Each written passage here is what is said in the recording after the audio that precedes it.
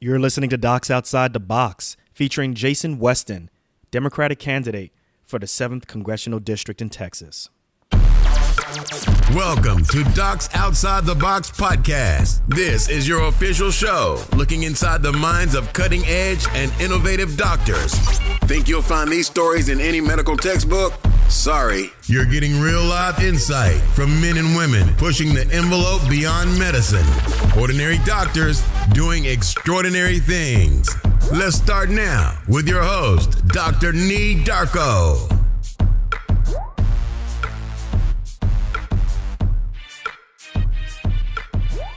This episode is brought to you by Set for Life Insurance. Protect yourself against life setbacks with Set for Life Insurance. Set for Life Insurance gets you disability and life insurance at a reduced cost with their exclusive discounts. Now that's why I use them. Visit www.setforlifeinsurance.com and tell them Dr. Darko sent you. What's good, everyone? This is Dr. Nee Darko, the Doc Outside the Box, and thank you for coming back to another episode of Docs Outside the Box. I am recording this right now on the night shift. I'm serious. Right now I'm in Scrubs and I'm in one of the offices recording this on night shift because it's just like that. I'm living in the box in order to make this podcast happen, but I'm not going to let that stop me. And I'm giving you another great episode, or so I hope you think is a great episode, and something that's a little bit different. But before we get to our next guest, I just want to quickly thank you all who continue to leave excellent 5-star reviews on Apple Podcasts, as well as people who leave reviews on Stitcher Radio. You know, I got to show love for the Android people, as well as to people who leave or are subscribed actually on Google Play. So actually, if you look at my numbers, I have more Android users than Apple users, but I know a lot of people look back and say, you always mention Apple Podcasts. So look, I'm breaking it down so that it forever be broke. I'm showing love to the Android users. So thank you so much for continuing to subscribe to the show.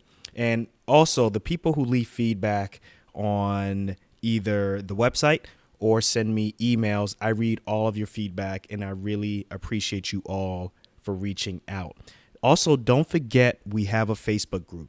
Okay, the name of the Facebook group is called Docs Outside the Box Nation. It is an excellent group. We are growing in size. Every day we're adding a whole bunch of new members.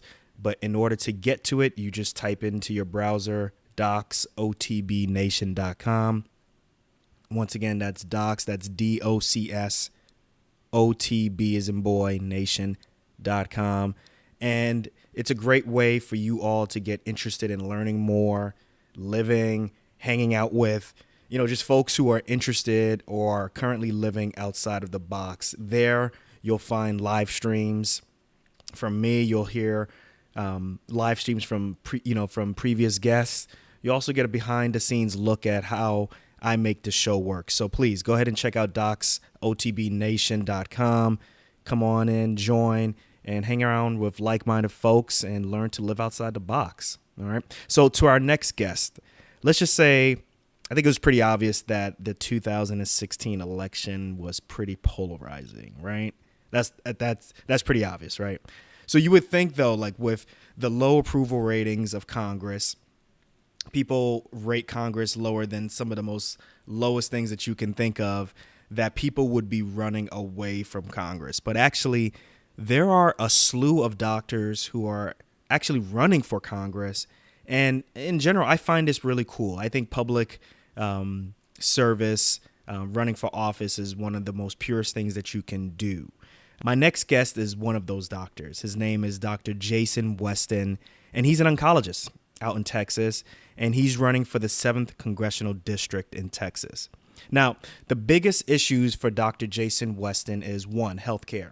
He believes that healthcare is a human right. Number 2 is education. He believes actually in the public education system and also believes in a universal pre-kindergarten system. And obviously, as an oncologist who's involved in clinical trials, scientific research is very important to him. Now, he has a whole bunch of other important issues to him, but those I think are the top 3 that are really important for him. So we're going to talk not only about him being a physician running for for office. But the things that you're going to get from this episode are how he juggles a busy practice with running for Congress, what his colleagues think about his congressional run. We're going to get really down and dirty and talk about the damaging effects that campaign finances and fundraising does to the current political atmosphere. And look, I got real with him. A Democrat hasn't won in his district in nearly 50 years, not 50 years. So I want to know, and he's going to talk about why he's so optimistic that he can win in this district when the last time that a Democrat has won has been 50 years. We're also going to talk about something that I think you all are really concerned about, the fact that you're listening to this podcast on your iPhones or on an Android phone or watching it, or listening to it on the website. His thoughts on net neutrality, which is going to affect each and every one of us. And then also we're going to hear about hashtag I'm not just a doc. So this is going to be a good one. I hope you all take a listen. I hope you all learn a lot from this. But without further ado, I present Dr. Jason Westin. We're back with another episode of Docs Outside the Box. And I have Dr. Jason Westin, MD, oncologist, and now candidate for the 7th Congressional District in the state of Texas. Dr. Westin, welcome to Docs Outside the Box. Thanks for having me. I'm glad to be here. Hey, man, I know this is a very, very busy time for you, not just from a practice standpoint, but also from a candidacy standpoint.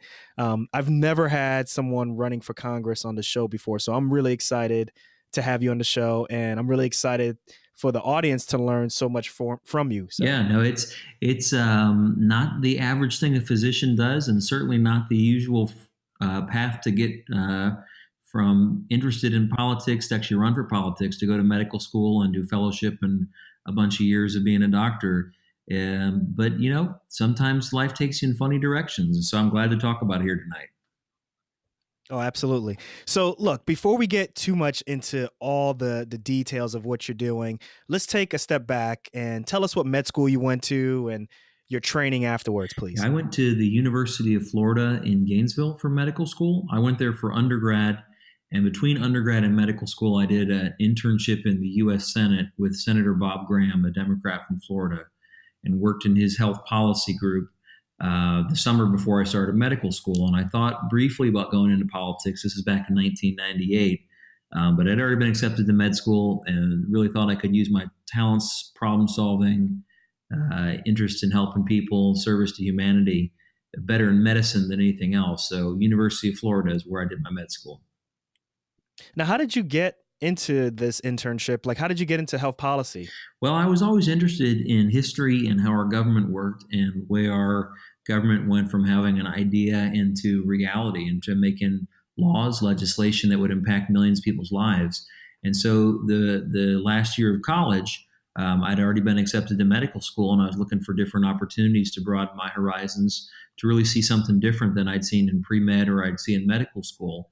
And I came across an opportunity to work on Capitol Hill in the U.S. Senate and applied for it. And it's a unique story to have a pre-med student that wants to come up and work on Capitol Hill. So they were interested in me and went up there and had a great experience, learned a lot, and had a really good summer. It was good from a health perspective because this was back when they were debating if big tobacco was responsible for all the health consequences of smoking.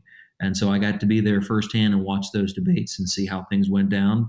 The states actually eventually got a lot of money from that to really improve public health.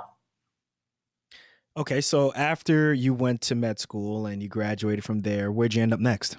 So I did, after med school at University of Florida, I met my wife in medical school, Shannon Neville at the time, now Dr. Shannon Westin. And she and I couples matched up to UNC Chapel Hill. I did internal medicine and she did OBGYN up there. Okay. And then from there, you did, 3 years of residency? That's right. 3 years of internal medicine. And then where'd you end up next? So after that, OBGYN is a 4-year residency. So I had an extra year. So I helped join the faculty at UNC Chapel Hill and helped found the Department of Hospital Medicine. So I was a year as a hospitalist in an academic practice.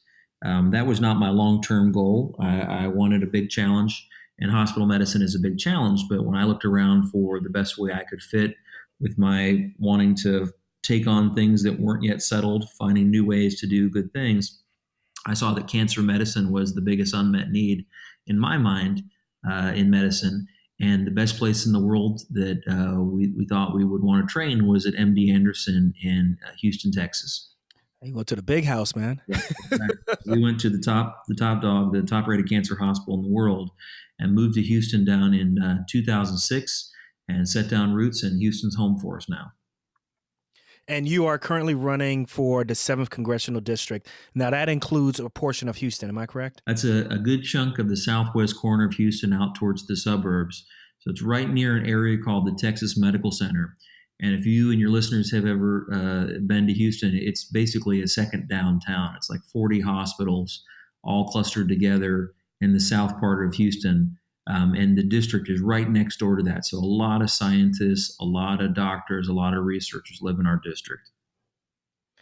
Now, you're pretty early in your career still, I would say, right? I think you're still very young. Like, how are you able to manage being a very busy oncologist with trying to run for Congress? Like, how did that come about? Well, I appreciate you calling me young. I don't feel as young as I used to, but I guess I would consider myself kind of early mid-career. I just turned 40 years old last summer. I'll be 41 on election day. But how to juggle all these balls in the air? Well, I think most doctors get pretty good at time management and ability to compartmentalize, get things done, and then move on to the next task. And we all have our busy practice, our busy medical career, and then we have our home lives. And we're somehow able to make it all work. Sometimes things get dropped, but usually we keep every ball in the air and can succeed. With a 2-physician family, with my wife also being a research oncologist, a surgeon at MD Anderson, we have a pretty busy life, even before we decided to run for office.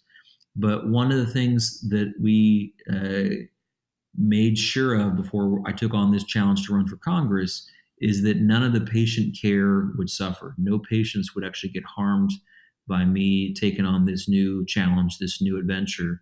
And that wouldn't be fair to the patients because they're coming for good medical care. They're not coming for someone who's distracted or who's got too many balls in the air at one time. So I initially was doing full-time work at MD Anderson and trying to do full-time work on the campaign. But running for Congress is hard. It takes a lot of effort, a lot of work to do it right. And so I've actually backed down on the amount of work I do in taking care of people at MD Anderson. I'm actually only down to 1 day a week right now, and I've handed my clinical trials, my research off to my very capable partners. So none of the research has been stopped, and all the patients are still getting very good care from my colleagues and from me. But that was something that we wanted to make sure that it wasn't biting off more than we could chew, and some patient would get harmed as a result. So that thankfully has not been the case. So what's been the general consensus from your colleagues? Are they pretty supportive? Roll their eyes at you? Let's be honest. Yeah, it's pretty supportive. I think that they understand why I'm doing this. And if this was something that I had planned out for a long time, I probably wouldn't have gone through all the work to be, a leading cancer research doctor on the forefront of cancer medicine. There are different strategies to get where I am right now than what I've done. But they get the idea that I'm taking this on not because it's a next step or because it's something that's furthering my academic medical career, but we live in dangerous times, and we live in a spot where we need new leaders, new voices to stop complaining and to do something about it. So they understand why I'm doing this. It's a sacrifice for me and for my family, both personally as well as professionally. But it's also a sacrifice for my partners because they're having to help pick up the slack and help take care of patients. So I would completely understand if they were frustrated, upset, angry at me for doing something like this. But the response has been really positive because they know me. They know that I do things for the right reasons and I don't take on fool's errands or waste time on something that's not useful. They get it, and that's why they're supportive of it. So you threw your hat in the ring March of 2016, right? How much time did you take before you decided, hey, I'm going to run for Congress? March of 2017. I wish. Sorry, 2017. That's okay. Time flies when you're having fun. But yeah, I the reason I clarify that is because the reason I decided to run was not because everything went great in the 2016 election. The reason I decided to run is I felt like in the 2016 election that rules were getting broken, that our politics was so dysfunctional, and that the career politicians were more interested in getting reelected than actually making progress for the country or doing good. And so the 2016 election is really what crystallized to me the idea that I needed to serve in a different way. So it was an idea that started basically the night of the election in 2016. Are you serious? Yeah, well, it wasn't quite clear what we do, but I mean, it was a need to do something more. That election night in 2016, that was a bad night for people who respect facts and science. And I think we'll talk a little later in the interview maybe about the campaign video that we launched that's gone viral. But it was a night that basically was a clarifying moment for a lot of people, and said that we needed to do more than we'd done before to make a difference. We need to get more involved and find different ways to fight back. And I didn't know that night that I would be running for Congress, but it was a decision to do something. And over the next coming weeks and really months, that kind of crystallized into a real opportunity to get into a flippable seat and to run for Congress and fight back in a different way. What I like to tell people when they say, how are you going to make a difference in Congress? What do you think you're going to actually be able to accomplish? I take care of people in my practice. I'm a cancer doctor, and I take care specifically of people with lymphoma at MD Anderson, cancer of the immune system. And when I take care of one person, I help that one person, but it doesn't really help anybody else. There's no downstream benefits from curing one person of cancer, aside from they have a productive life and their family gets benefit, but no other patients get benefit. If I treat somebody on a clinical trial, if I have a good idea, I test it in the lab, I write up a trial, open it, treat people on it, it succeeds, and I change a standard practice, I get a new standard of care treatment as a result, I can help thousands of people who I never get to meet. It's a multiplier. And I think that in Congress, I'd be able to have an even bigger multiplier of helping millions. And so when we were thinking about ways to make more of a difference, ways to fight back after the November 2016 election, that was part of the math, is that it's a much bigger megaphone, if you will, to use your voice in a good way and really fight back for change. Okay, let's go through the steps then. Yeah. So you decide that you're going to throw your hat in the ring.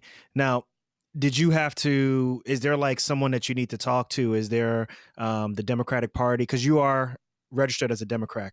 That's right. I wouldn't consider myself to be a hyper-partisan person, but I'm on the Democratic side.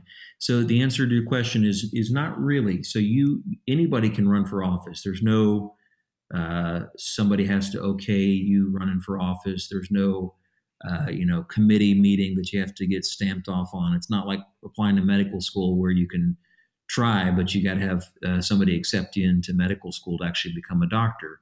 Running for Congress is wide open because that's a public office, and that should be wide open because any citizen is able to get involved in our political system if they choose to do so. There are certain restrictions on different offices of requirements you got to have, but if you're 25 years old and you live in a state and you're a U.S. citizen, you can run for Congress. Now, if you want to get on the ballot, there are some specific requirements about either a number of signatures you got to have or a registration fee you have to pay, but that's something that anybody can pay. So there's no real steps in terms of first you talk to this person, then you talk to that person, then you get signed off on this committee. It's basically making the decision you want to do this and being committed to it and getting in the race. Now, it seems like being able to run for Congress or any position in politics requires a lot of money. And I even get squeamish thinking about it because it just seems to me that money in politics is a double-edged sword, right? In order for you to get into Congress, you have to fundraise. But then at the same time, it seems as though fundraising, the money that you raise can be used against you in certain, to be influential to you in certain ways. Am I correct in thinking that? Yeah, that is something that when you watch the movies about people running for office, they really don't ever talk about having to fundraise or how much of a critical part that really is.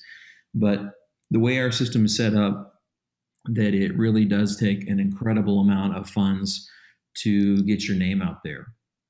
So the registration fees to get on the ballot are not that steep. They're not insignificant, but they're not prohibitive for people to run for office. But what is prohibitive is the amount of dollars it takes to buy advertising, to hire staff, to buy print materials to hand out to people, to get an office space, to do all the things that sort of go along with the campaign. And the money side of politics is the kind of icky, dirty side of it, but it's required to really build the organization you need to get your name out there to voters. Congressional districts are big. There are a lot of members of Congress, but the United States is a huge country. So each district represents around between 700,000 and 800,000 people. So to get the number of votes you need to get, there's really no way you can go out and shake 700,000 hands or knock on 800,000 doors. Part of it comes down to getting your name out there to voters through ways that require money. Now, there are some really shady parts of this. There was a Supreme Court case a couple of years ago called Citizens United. Oh, yeah. That was a big deal. It was a big deal. And I think that was a tragedy, because what it said is that basically corporations can dump in unlimited money with no transparency about who's putting the money in. And the more money you get into politics, the greater the role of money plays. An example here is if you win the Powerball next week and you have $500 million and I lose the Powerball next week, you can have a much bigger voice in politics than I can. And it's supposed to be one citizen, one vote, and that we all have a representation in Congress because we're all equal in terms of the law. But what happens because of the system we have with the fundraising, with the finances, and with Citizens United, is that it gives people who've got more resources more access to influence. And that is something that I think is unfortunate and something we have to look at in the future. If Citizens United is something that the Congress may need to take up a legislative fix to try and get more transparency about who's actually spending these dollars to influence our politicians. Now, you said that you are running in a flippable seat. So I went back and I did some research. So if you were to win the primary, you'd be running against Culberson, John Culberson, who's a Republican. He's had this seat since 2001. And basically, I did some research on the 7th District of Texas. No Democrat has been elected to a seat since 1967. Why is it that this year is such a year that Democrats are, pretty excited that they can actually win or even, make some gains, even if they don't win, still be and have a moral win?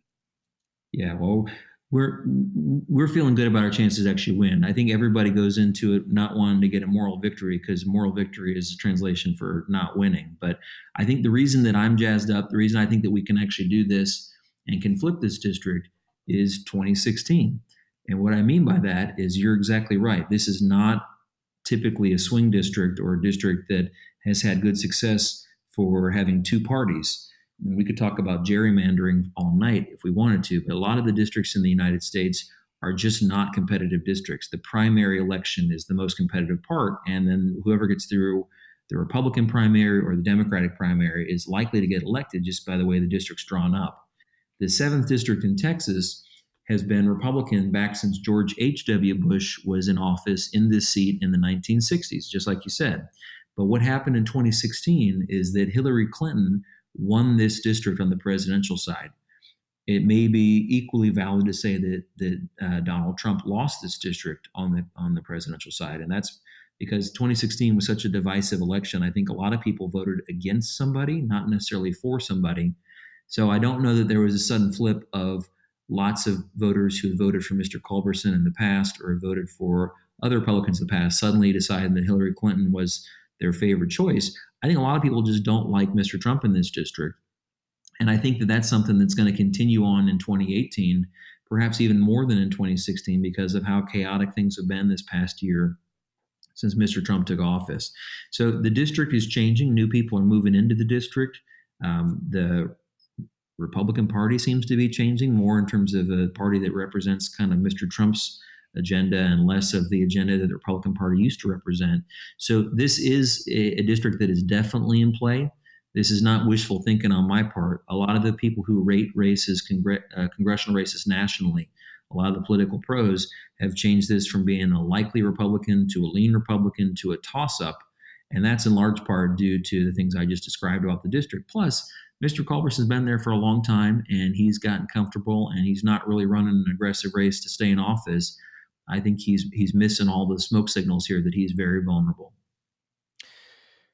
What's been the biggest stress on you? Do you feel stress in general running for office as opposed to, for example, taking care of patients at MD Anderson? Because it's got to be a little different, I would think.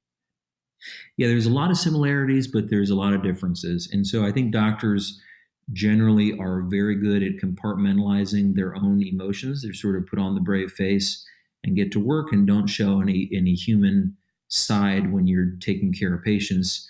And then when you go home, you can kind of commiserate about the terrible things that happened to you today at work, or the awful things that happened to a patient, that something didn't go the way you wanted it to go. But you're able to kind of keep that game face on when you're at work. Taking care of cancer patients is a pretty stressful job. And I really enjoy fighting cancer because it's an opportunity to beat something that's evil, and it's an opportunity to change someone's life and really set them on a different course, a different trajectory, and give them a new opportunity, a new chance. Running for Congress in many ways is the same thing, where you're trying to do something good, you're trying to make a big difference. And it's stressful, just like medicine is stressful, but it's for the right reasons. And I think what most doctors do when they deal with stress is they sort of make sure that they realize that this is worth it. I'm stressed out because I'm making a difference. I'm stressed out because I'm playing a role in someone's life to turn it around or to get it on a different track where it would have been if I wasn't here. And I think that's the same thing you do in politics, is when you get knocked down, you got to get back up because it's important. It's worth it. Now, what's the biggest? Now, you're running against several other Democrats. Give me the reason why voters should vote for you. Well, I think doctors already know this, but healthcare is something that's critical for all of us. And whether we want it to touch our lives or not, health is an important thing that's not a given. Healthcare is something that we all want to be there when we need it. And we hope we don't need it. But everybody's family, everybody's life has been touched in some way by the need for healthcare. One of my core values is that healthcare to me is a human right. I believe that firmly, that healthcare is a human right. And that came into my fiber of my being in the first years of medical school, back when I was brand new 20 years ago. I helped volunteer in and eventually run a clinic that provided care to people who otherwise would not have had the ability to get it. It was called the Equal Access Clinic, and we gave care to people who were homeless or who didn't have any benefits through their job. So I learned early on that helping people changes their lives. And when I did that in the clinic, I would see their face light up, which was something that didn't make any sense to me when I first saw it, because I was giving them blood pressure medicine. I was helping with their diabetes. I thought these people are way overreacting to getting some enalapril or some other medicine for their diabetes. They didn't care about their diabetes. What they cared about was they didn't care about their hypertension. What they cared about was somebody viewed them as worthy. Somebody viewed them as a human being that mattered, and that their health mattered to somebody else, meaning whether they lived or died, was important. So what voters have to look at when they're trying to decide the issues that drive them to vote for one candidate or the other are where do we fit on the spectrum? What makes us different? What makes us unique? And my background as a compassionate physician, doing things for the right reasons, trying to help people, trying to find new ways, new treatments, new cures to beat back illnesses that not very long ago we couldn't beat. That's something that's really resonating with voters. And it's a different story. We need new people involved, not just first-time candidates, but new people with different backgrounds. And there are not enough doctors in Congress right now who've recently been a doctor. There's a number of doctors up there, but a lot of them have been in Congress quite a long time. And I think many of them lost their white coat some time ago. And it's unfortunate when somebody's up there for a long enough time, sometimes they lose touch with what kind of caused them to want to run in the first place. And so getting more doctors involved, I think, is going to be really important for us to make sure that we're staying on track, to make sure that we're making a difference for our healthcare. Other issues that are really important to voters, which is kind of different this year than in previous years, is the idea of standing up for facts and for science. I saw that in your video. You believe there's a cancer in Congress. It's ignorance. It's ignorance. It's a willful ignorance. And the video has gone completely viral. It's been seen like 750,000 times since we launched it a couple weeks ago.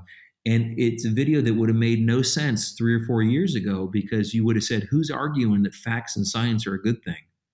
Like it's like saying mom and apple pie is, something that we need to stand up and fight for. Everybody agrees that those are good things. Facts and science, okay, everyone's on the same page. But when you watch the video, when you see the attacks that's happening these days on fake news, on the EPA being gutted, on positions of authority in our government that are being given not to scientists, but to political operatives, you can totally understand what I mean when facts and science are under attack with this willful ignorance. And we need people who actually understand the role for facts, understand the role for science in our progress, to really get involved in a bigger way and make that difference. So wait, let me ask you a question. I hate to interrupt you, but that's a really important point, right?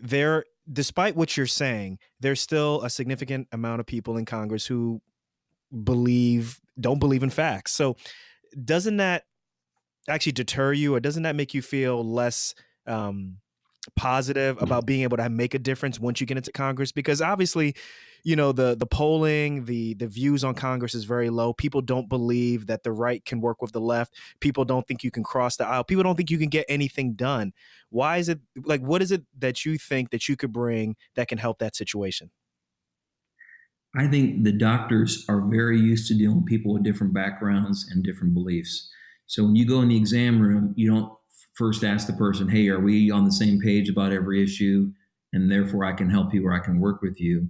You go in there and you take care of business. If somebody's sick, you go in there and you ask them the questions that are relevant. You figure out the information you need to make a decision. You explain the decision. You get a consensus with either the patient and the family or other doctors involved in the case, and you get the job done. You don't have the luxury of arguing back and forth all day. You have to act. And so what I would be able to do in Congress, different than someone who doesn't have a scientific background, I'd be able to understand better the why we're having a problem and analyze based on facts, not based on partisan fictions, how we should try and propose a novel solution. Doctors have to be able to communicate. And if you go into the room and explain to the patient that their angiotensin receptors are off, or that they've got a mutation in this particular gene, and you don't explain it in a way that makes sense in English, in regular everyday language, you're not going to be able to get people to understand what you're talking about. You've got to be able to speak to your audience in a way that can understand what you're talking about. So I think doctors have a unique skill to be able to almost be bilingual, of speaking in very complicated facts, but also being able to explain it in language where somebody who's not versed in science, not versed in facts, can understand and can build a consensus. So I think that the gridlock in Congress is not going to disappear overnight. But one positive thing that might happen from our current political environment being so caustic, so divided, so tribal, is that there are so many new candidates who are trying to get involved who are not career politicians, who are brand new to this. And I think the opportunity to get up there with a bunch of people who are scientists and they have different points of view about what facts are more important, but the chance to have a discussion with somebody based on the facts and analyze what you did last time. And if it didn't work, admit that you're wrong and try something different. I think that's how you begin to bridge this gap. It wasn't that long ago that things actually did happen in a bipartisan fashion. It's not something that is going to happen in an easy fashion where you show up and start talking facts and everybody says, wow, that guy is making great sense. You're going to have to convince people and work together and build relationships just like you do anywhere else in life. But if we don't start somewhere, we're not going to get anywhere. Good answer. Good answer. So we're getting towards the end of the interview, and I want to ask you some fast fire questions. I'll ask you a question. You just tell me the number one thing that comes to your mind. Don't think too hard about it, okay? All right. So what's one thing you want people to get from this podcast? That I can be a member of Congress. Good answer. Good answer. So knowing what you know right now, if you got a chance to go back in time and talk to young Jason Westin, let's say as a pre-med transitioning into medical school, what kind of advice would you have given him?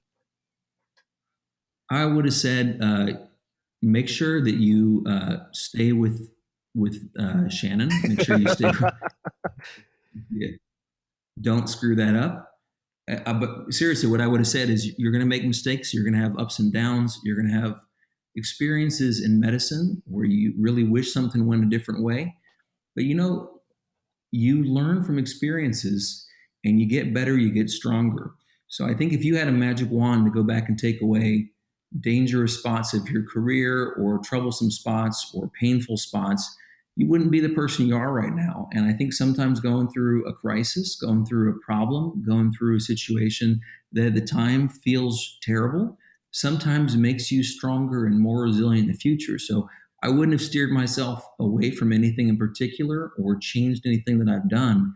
I'd say keep your head up and keep working hard and do the right thing. Excellent answer. Now, what's one life hack or piece of technology that you use to make your life easier? Piece of technology. I love technology, so I always have the latest gadgets and the latest bells and whistles. I like to outsource things to my phone, so I set reminders for myself on my watch or on my phone. Don't forget to do this. When you get home, make sure you say this to your wife. So I think that using technology to try and make our lives easier doesn't always work, but that's perhaps the technology I use is trying to outsource my brain as much as I now, can. Now, here's an answer, or excuse me, here's a question that I wanted to ask you. Now, I went through your website. I looked at all of the points, the issues that are very important to you. Now, me and you were just talking about technology. Me and you are able to have this conversation over the internet. I'm able to have a website. I'm able to, advertise about my podcast on different areas of the internet. What are your thoughts on net neutrality? What are you going to do about net neutrality? Because for me, that scares me. I get concerned that, if what happens or what could really happen with net neutrality, like someone like me who's trying to do a startup, who's trying to be a business owner, who's trying to start a podcast, like how am I going to get visibility if I have to, in essence, pay to play if that day, comes? Yeah, I think that net neutrality is something that a lot of people don't understand how bad that could get in the future. If you got, people used to call the internet the information superhighway, and we remember that phrase. That's not something people really use anymore to describe it because it's just the internet. But it used to be the World Wide Web or the information superhighway. Net neutrality basically has different toll lanes, and so if you want to go really fast, you got to get in the HOV lane. If you want to go slow speed, you drive on the regular road. If you want to drive, go through the tolls without slowing down, you get the fast pass. It's a way that you have to pay to play. And I think that really hurts the little guy who's trying to break through. And we all know that every great company, every great idea started somewhere and it had to catch fire because of some creative ingenuity, some innovation, something that made it unique and different. And if you have a system where only the big boys can play, where the corporations dominate the landscape and nobody else can see anything else without spending a fortune, that really harms the potential for innovation, that harms the potential for creativity and for really kind of the magic of the internet, where anybody can make a viral video, anybody can make a great podcast. And if it's the quality that is top shelf, people find it and it grows. Having something like net neutrality really stacks the deck in favor of big business. And I think that's a shame. Please tell me you're going to fight for that if you get into Congress. Yes. I will be opposed to the system that the recent changes overturning President Obama's programs and changing things. I'd be opposed to these. Dr. Westin, I'm going to come after you. Come on now. Nah, I love it. I love it. You can all be. Now, what's one thing that you're proud of that nobody else knows about? I really love spending time with my kids. That's kind of not a earth-shaking answer, but one of my favorite things is being a dad and going and sitting there watching the baseball game with my son hitting off of the fast pitch machine. going to my daughter's softball game, going to my youngest daughter's soccer game. These are things that bring me joy. And I think that that's something that's special to me, and it's hard to kind of put into words what it means to sit there and watch your own kids, growing up, making a difference to their team, to being part of something big. That's something that it really is unique and special that I love that answer. Love it. Thank you for getting real on that one. Now, Dr. Westin, this is the last sentence, the last statement. It is, I'm not just a doc, I'm a hopeful future member of Congress. Love it. Well, look, I know that you have a primary coming up in March. Why don't you take a moment to let the audience know how they can support you, how they can learn more about you, please? Yeah, I'm really glad we got a chance to do this. I enjoyed this interview. A lot of the interviews I do are more about one issue or another issue. This was a nice, great open format. So keep up the good work on having a podcast where doctors are talking about being doctors and how they make a difference with what they do. What I think the listeners should know is that I can win, but I need help. And the best way to help me is to come to the website, to read about me, to learn about me, and to support the campaign. Fundraising is always a critical part of things, but word of mouth really matters too. So supporting us in any way you can, if you're able to help with the fundraising side, that's great. If you're not, telling your friends, spreading our message on social media, and talking to other doctors. The response from the medical community across the entire United States has been incredible and amazing and humbling. To do something like this, it is so gratifying when you take on something new. You take a new challenge, something you don't know if you're going to do a belly flop or if you're going to soar. Right. Take off and have this kind of response is so gratifying, and that's what gives me the energy and the enthusiasm to get back up tomorrow and fight even harder. Dr. Westin, thank you very much for being on Docs Outside the Box. This was an amazing interview. I think the audience is going to learn a lot from you, and I wish you nothing but the best on March, and then obviously nothing but even greater heights in November 6th of 2018. Yeah, and then in 2020 and 2022 and years That's to come. That's what I'm talking about. I appreciate it. Hey, we got to do it again. Hey, if March 6th turns out great, let's do it again. Okay, sounds good. I'll take you up on that. Wow, that was a really great episode. I hope you all learned a lot from that. Now, with the tagline of I'm a doctor, not a politician, I once again want to thank Dr. Jason Westin, who is running for the 7th congressional seat in Texas.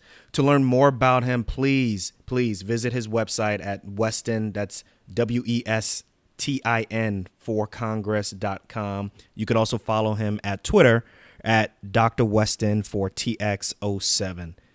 As always, you can check the show notes to find more links about him. Just go to www.docsotb.com, click on his episode, and you'll find the links to learn more about him. Look, this was my first episode with a candidate running for Congress, and I'm really serious about this one. I really want to know your thoughts on this interview. Was I too tough? Was I too soft? Should I have asked more intrusive questions? And I've got the perfect place for you all to leave feedback. Just go ahead and type in on your browsers www.docsotbnation.com to join the Facebook group. Okay, that's the Facebook group for Docs Outside the Box. Once again, it's docsotbnation.com. That'll take you straight to the Facebook group, and there you can learn a lot of good things. You can learn about some of the behind the scenes of how I put together episodes. You can see live streams from me as well as from previous guests.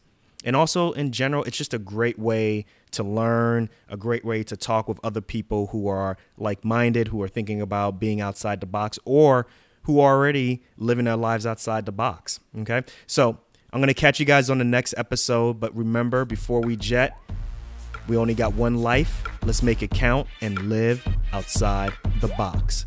Peace.